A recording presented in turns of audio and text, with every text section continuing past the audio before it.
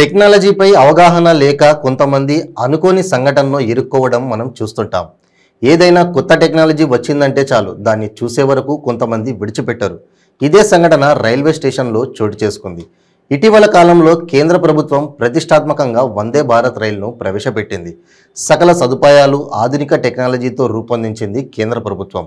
అయితే ఈ రైల్లో సెల్ఫీ దిగుదామని ఓ వ్యక్తి రైలెక్కి అవాక్కయ్యాడు. రాజమండ్రిలో ట్రైన్ ఆగిన సమయంలో ఒక వ్యక్తి ఫోటో తీసుకోవడానికి ట్రైన్ ఎక్కాడు.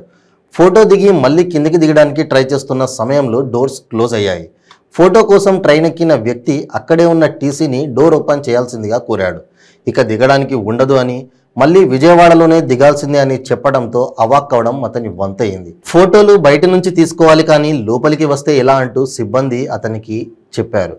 ఈ వీడియో ఇప్పుడు వాట్సాప్లో చక్కర్లు కొడుతోంది.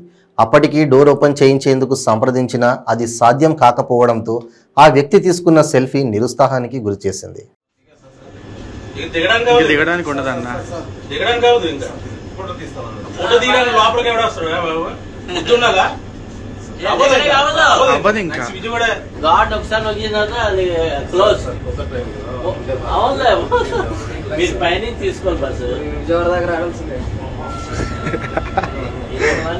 ఇప్పుడు అన్న నీకు